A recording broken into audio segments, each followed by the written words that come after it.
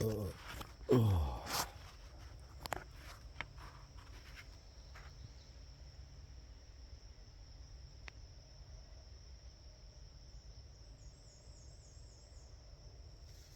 everybody. So this is something that I don't want to share with all of you, but I feel that I'm supposed to.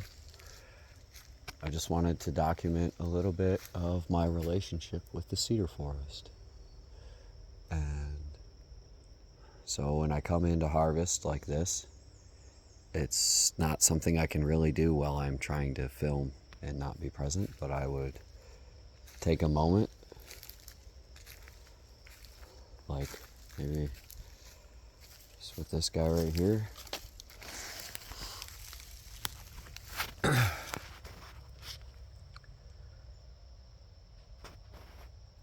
Forest, I seek 4 trees for Grandma Beatrice. I ask that you would guide my every breath and every step. May I be fully attuned and aligned with your will. And Holy Spirit, would you intercede in every thought and every action that I have? May you keep me as whole, complete, and aligned as I am fully capable of being in these moments together. May you keep me as sovereign as possible from these mosquitoes. And may all I affect be bettered by my choices. Amen. Ooh, these Cedars are strong. So first, why I stopped here is actually because of a stone. There's a stone over here, I believe. I think I just caught a glimpse. Oh, these mosquitoes are strong.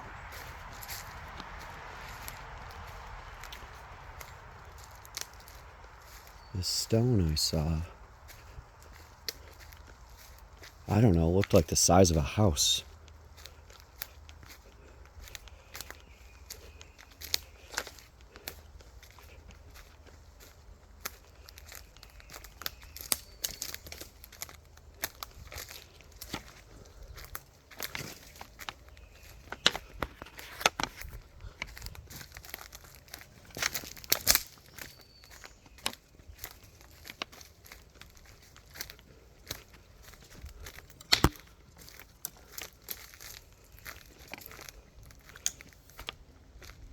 There it is.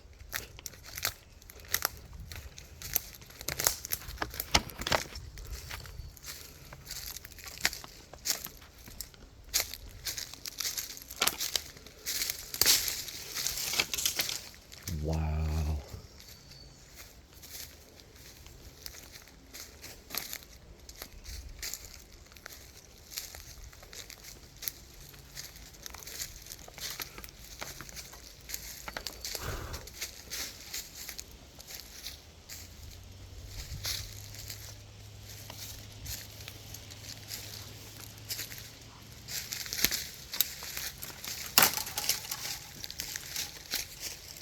Wow.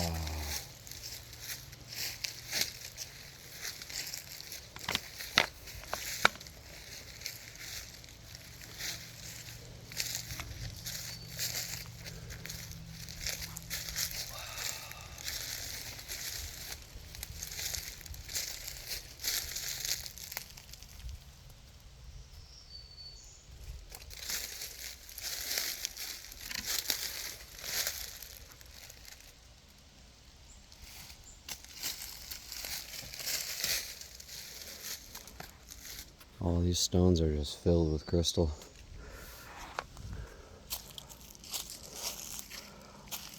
Ooh, that's alive.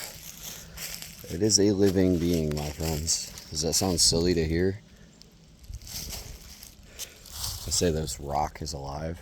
Is that really that weird? All the weird shit you believe in? This thing has a consciousness, dude. I can feel it. It's intense. I almost don't even feel comfortable being on it like this. It is strong, my friends. You lay right there for an afternoon and pray, you're going to change your DNA. Like you're going to rewire the bridge of your body and soul to be more aligned. Much more at rest, much more empowered. Just all in all, more Christ-like.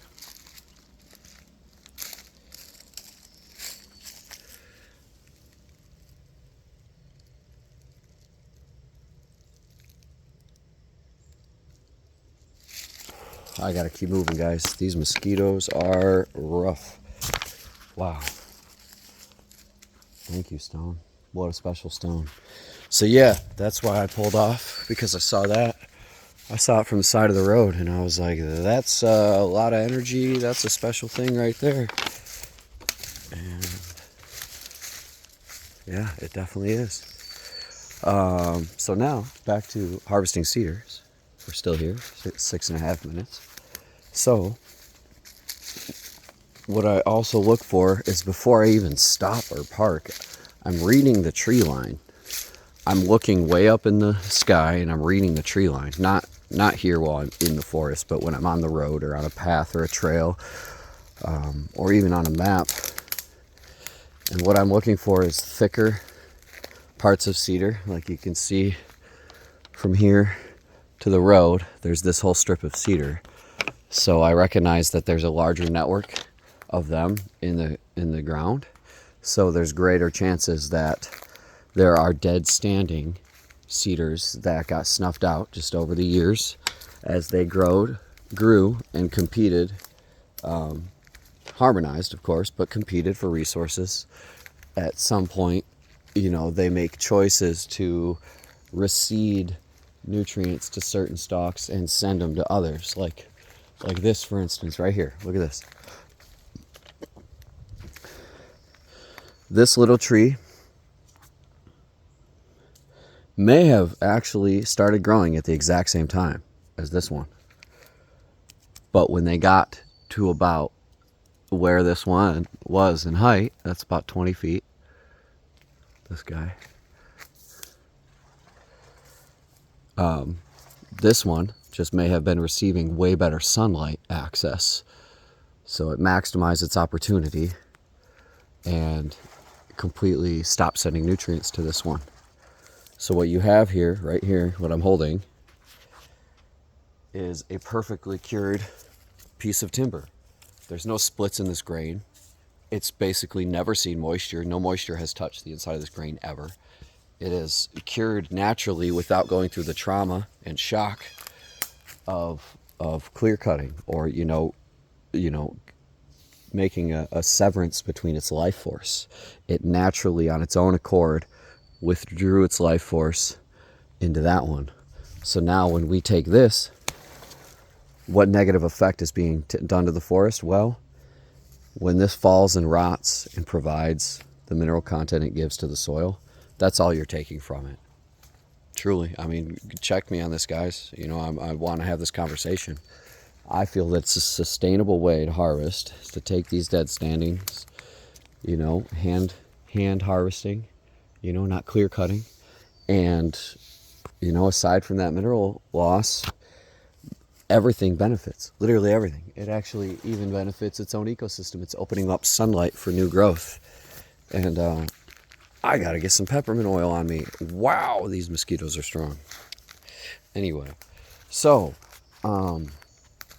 yeah, that's just an example of what I'll look for. So once I'm inside of a dense section of cedar, I know from just experience and kind of foresight and intuition that there's going to be runs just like this in these thicker parts. And typically, that'll happen more in younger forests because there was more recent competition for minerals and resources. And that's often the case next to water beds. So your creeks, your streams, your ponds, where the cedars are real dense. Often those water levels change, so the delivery of nutrients for the roots changes, and that's what causes the network of cedars to alter their course of growth, leaving us perfectly cured, blessing of material to use sustainably. You know, look at that. There's 1, 2, 3. But you know, okay, so this guy right here and this guy have a tiny bit of green in them still. But see, as I shake that, can you guys kind of see? Let's see. This tree, the one shaking, you can't really tell on the camera, but it's got a tiny bit of green. So I'm identifying it. You can't tell because it's all blended, but shaking this causes the contrast for me to actually perceive whether it's green or not at the tips. So now I know that this tree is dying. This tree is in the process of receding its nutrients, or it's struggling to send them all the way up there, and it's really fighting to get sunlight because it's about 6 to 10 feet below the canopy of all the other trees, all these other big guys around it. So this is an opportunity that I come across that I will pray on and literally ask the tree, as silly as that might sound, you know. And if I don't feel a strong no, or like this is meant to be here, typically it wants to be, you know, honored. You know, they're here for us. You know, it's a two-way relationship. When we show up and actually steward the land and care for it, like these trees actually like want to be your home. They want to be your walls. They don't want to go into Home Depot's pressure chambers and pumped full of formaldehyde to give you cancer and your children cancer and your children's children cancer and everything else associated there. It's the complete inversion of what it's actually meant to be, are the homes you are currently living in. It's terrible. It's literally spiritual warfare. Every wall that you can look at right now, if you're watching this video in your own house, is designed against you. Don't even want to get into it. So yeah, this is where I may on occasion actually take a live tree because I'm recognizing the actual relationship. Look at it. I mean, look at the ground. I'm still filming? Yeah. Look at that tree. So it's in the center. This tree right here, this guy, is in the center, kind of standing alone of these big dogs. That guy, these little guys, this big guy, even this little spruce that's doing real good right there. This guy is fighting for his life or is in the process of dying. So to my understanding, again, let's have this conversation. I'm learning. This is one aspect where taking a partially live tree is actually a huge benefit for the surrounding ecosystem. These root networks, look how far they're traveling. What, 6 feet, 6 feet? They're having to send all this information and nutrients to this guy. Well, we take this guy. Now it can, you know, have a little bit of a shock, sure, you know, a small degree, but then it's going to focus very quickly on just not sending nutrients to this, you know, tree that it's already struggling to send nutrients to. Yeah. So those are the two main things, man. I don't see a need to take live trees like ever. And when you do, like I just gave this example, you actually come and be with the land. Sit with the land. Don't just be on your fucking tractor or in your freaking excavator or whatever the heck those giant megalith death machines are that do all the clear cutting. You can't feel anything in there, man. Like, turn your fucking engine off. Sit with your land, our land. Stop all the narratives that got you convinced you're so separate from it and actually talk to it, dude. It's alive. Like,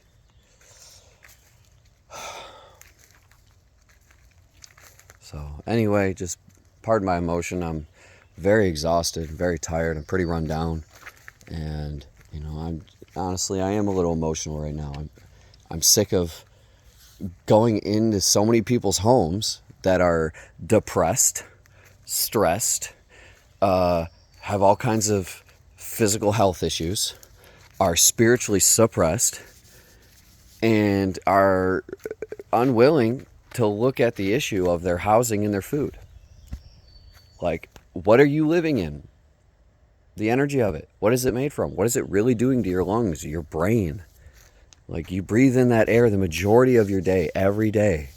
It is really, really destroying your health on every aspect.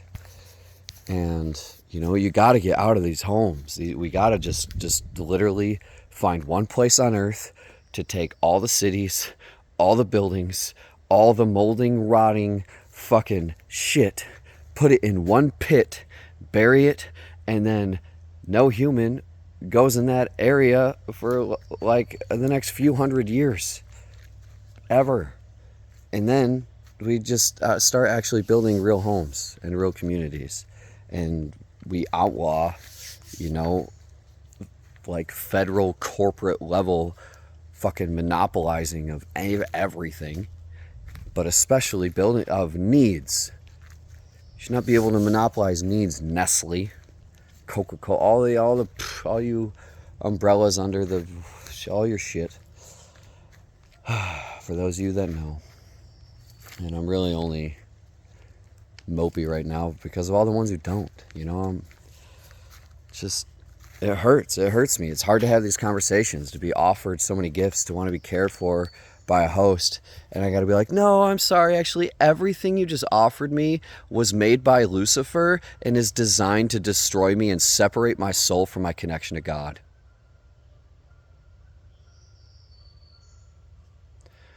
I could come at you like that and still be truthful and loving.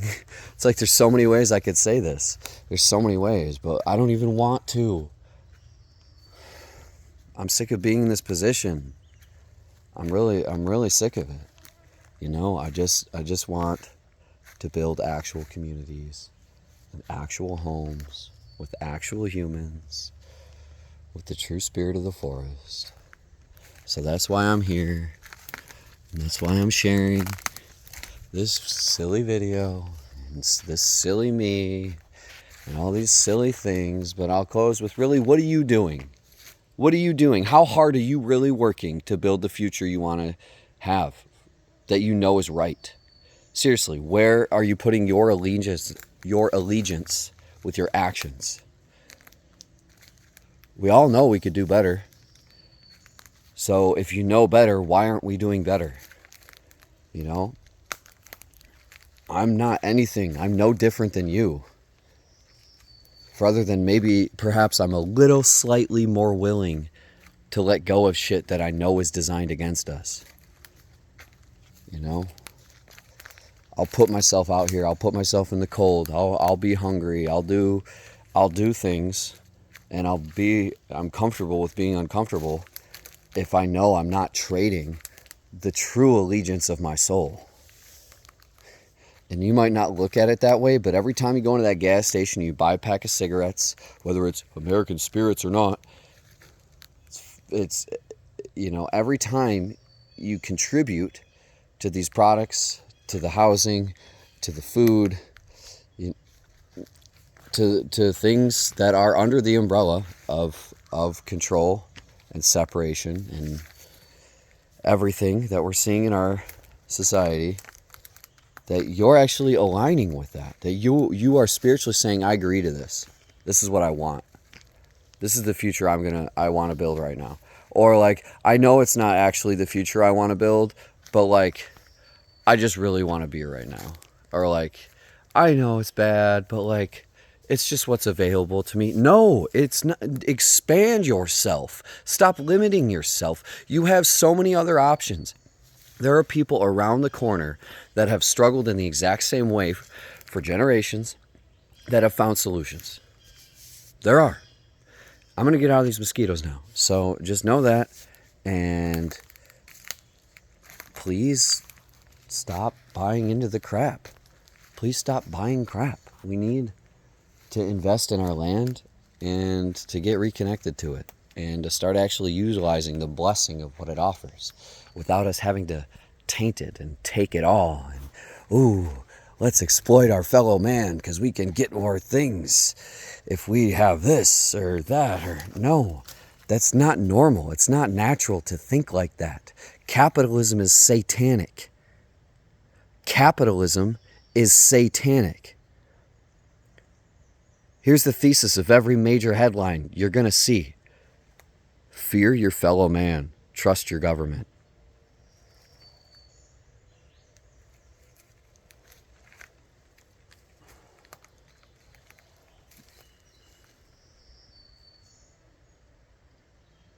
Know better, do better.